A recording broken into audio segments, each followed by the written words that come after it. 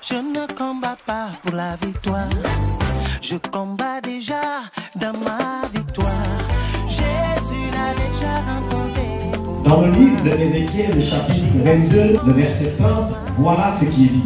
Je cherche parmi eux un homme qui élève un mur, un homme pour se tenir à la brèche devant moi en faveur du pays. Mais hélas, je n'en trouve pas.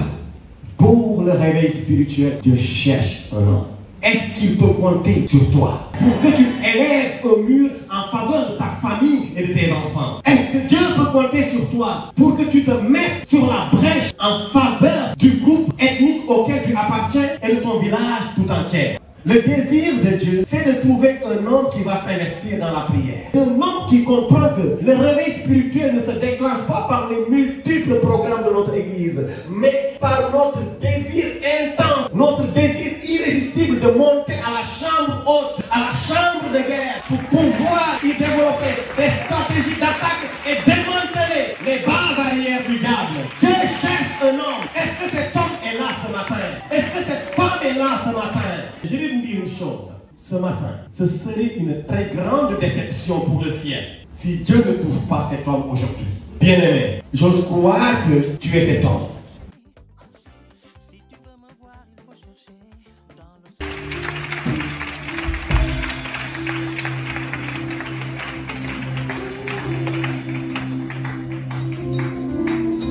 le... Alléluia. Amen.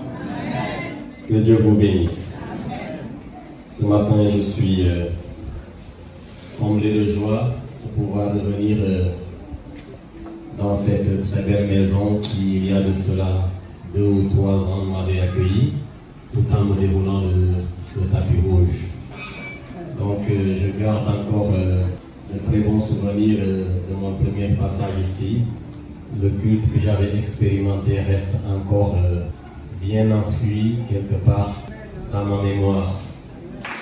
Merci de me permettre de venir ici et de m'accorder encore à nouveau ce privilège de prendre la parole au nom du Seigneur pour parler à cette très belle église.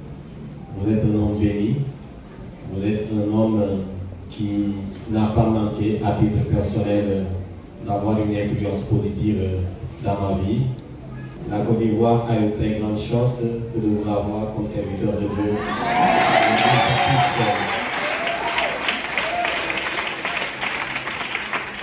L'Église baptiste également a une très grande chance de nous avoir comme son président. Ma prière, c'est que Dieu vous donne toutes les offres nécessaires pour conduire à bon port l'Église. Les obstacles qui sont devant vous sont dégagés dans le nom de Jésus. Votre mission est déjà une réussite. Vous n'êtes pas en train de combattre pour avoir la victoire, vous êtes en train de combattre dans la victoire.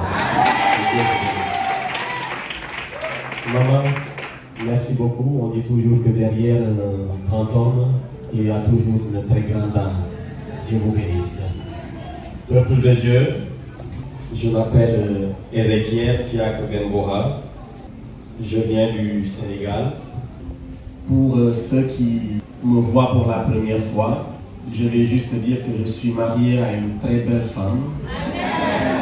Une très, très, très belle femme.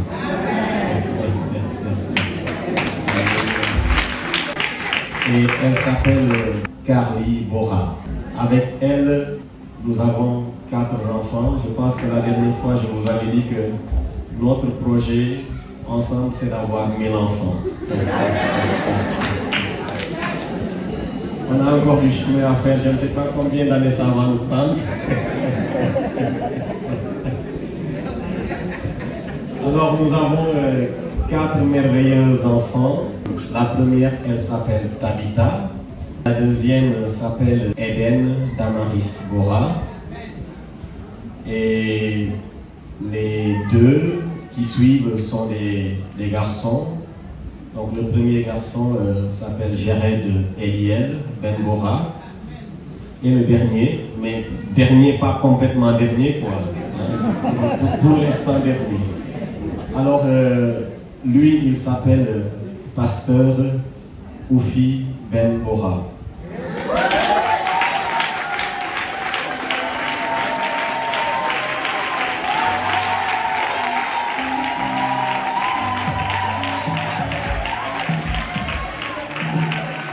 Donc, ça, c'est la belle famille que Dieu m'a donnée. Je prends souvent le temps de présenter ma famille comme ça pour vous associer, en tout cas, à la prière. Aidez-nous, soutenez-nous en tant que jeune famille engagée dans le ministère. Priez pour que toute ma famille, c'est-à-dire l'engagement que nous avons pris, ma femme et moi, puisse avoir un écho favorable auprès des enfants. Voilà pourquoi je vous inviterai, en tout cas, lorsque vous vous rappellerez de ce Sénégalais que je suis, priez pour moi, priez pour ma famille. Que Dieu vous bénisse.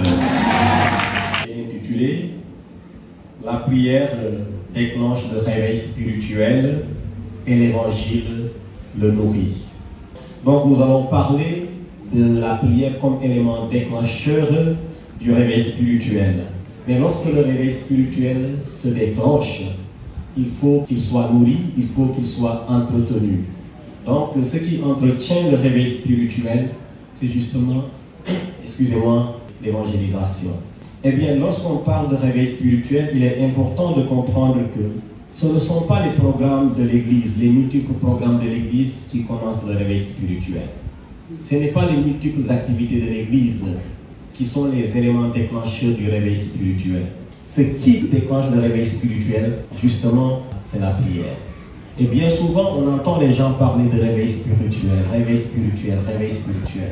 Mais s'il n'y a pas de prière, s'il n'y a pas des gens qui se mettent à genoux pour prier, eh bien, il va être compliqué. Si, en tout cas, la grâce de Dieu ne s'impose pas, il va être compliqué que le réveil spirituel soit déclenché. Donc, ce qu'il faut d'abord comprendre, c'est que pour qu'il y ait réveil spirituel, il faut quelqu'un qui prie.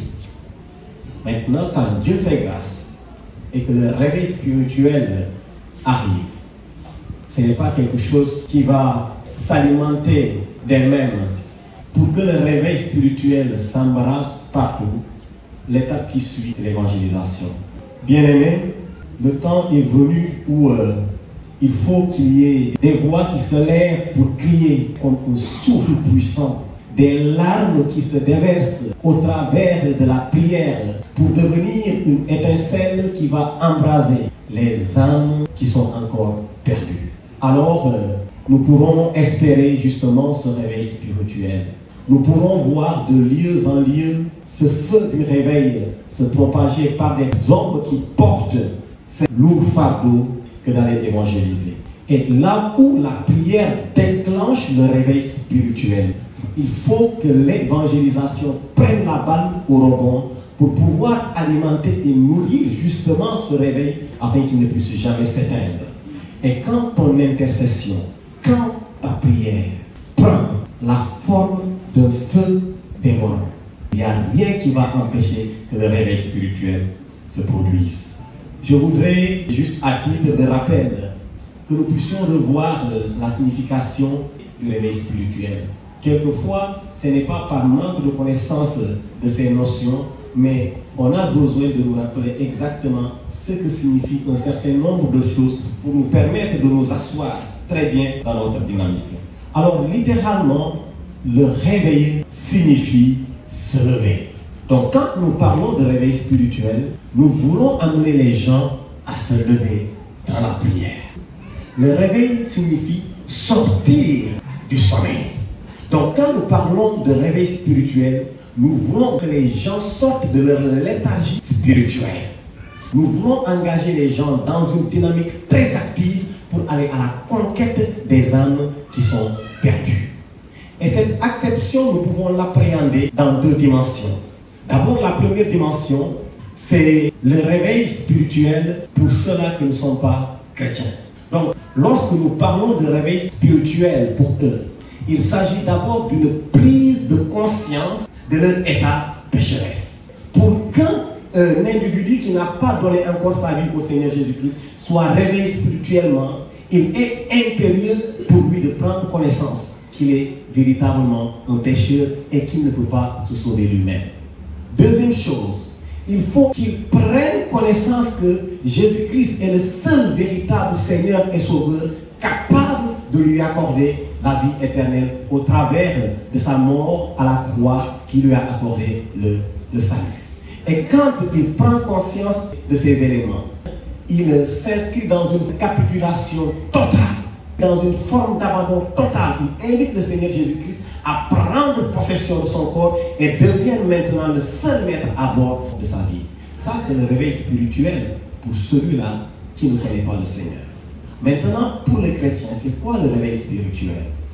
Pour le chrétien, le réveil spirituel va consister en une forme de redécouverte de ton identité. Vous savez, il y a beaucoup de personnes qui viennent à l'église, qui sont bien entendu des enfants de Dieu, mais qui ont perdu leur identité, qui ne savent plus ce qu'ils sont.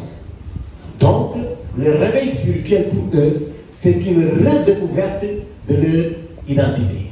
C'est une visitation extraordinaire de Dieu qui va les ramener à avoir un impact positif partout où ils sont. Donc, quand nous parlons de réveil spirituel, il faut simplement comprendre qu'il s'agit d'une soif intense de Dieu et d'une consécration totale à lui, au travers desquelles nous acquérons une forme de compassion pour les âmes qui sont perdues. Et une église réveillée en esprit est une armée qui marche selon l'horloge de Dieu, qui discerne quels sont les temps et qui est capable de voir qu'est-ce qui est fomenté dans le monde des ténèbres. Ça, c'est une église spirituelle, vigilante. Rappelez-vous qu'on a dit, le réveil consiste à se lever, mais le réveil consiste à sortir de son sommeil. Cependant, lorsque une église n'est pas spirituellement réveillée, il donne des signes, mais des signes assez inquiétants d'une église qui est essentiellement caractérisée de membres qui, à la limite, sont comme des soldats, mais des soldats en papier. Je veux dire simplement par là que nous pouvons avoir une très belle église remplie de personnes qui connaissent toutes les chansons qui se chantent à l'église, qui peuvent, dans une certaine mesure, reprendre les prédications qui sont prêchées les dimanches, qui sont peut-être assujettis à un certain nombre d'activités dans l'église. Mais ces personnes, lorsqu'on sonde leur cœur, nous réalisons qu'ils sont vides. C'est pourquoi j'ai parlé de soldats en papier. Je ne sais pas comment est-ce que ça se passe ici en Côte d'Ivoire, mais au Sénégal, c'est possible, par exemple, qu'un individu aille au marché et achète soit un pantalon de militaire, un habit de militaire, soit un béret et tout ce qui s'y greffe. Il peut le porter, mais est-ce que cela fait de lui un militaire? Non. Il peut connaître les chansons des militaires. Il peut connaître les différentes devises de l'armée, mais cela ne fait pas pour autant de lui un soldat. Dieu recherche un soldat. Dieu ne cherche pas des chrétiens qui sont des marionnettes. Ce que Dieu recherche, ce sont des soldats aguerris dans le combat spirituel. Des soldats qui sont capables de se lever, de se réveiller de leur léthargie et font face aux défis que l'ennemi pose devant eux. Voilà pourquoi je voudrais t'inviter que tu te lèves et que tu sors de ton sommeil. Sors de ton sommeil parce que Dieu cherche un homme pour se tenir à la brèche. Dès l'entame de mes propos, j'ai dit que la prière déclenche le réveil spirituel. Nous devons faire de la prière une priorité dans nos activités. C'est pourquoi j'ai dit, Dieu cherche un homme lequel va se tenir à la brèche. Dans le livre de Ézéchiel, le chapitre 22, le verset 30, voilà ce qui est dit. Je cherche parmi eux un homme éternel, un homme mûr, un homme pour se tenir à la brèche devant moi en faveur du pays. Et hélas, je n'en trouve pas. Je vais parler du contexte de verset avant d'avancer un tout petit peu.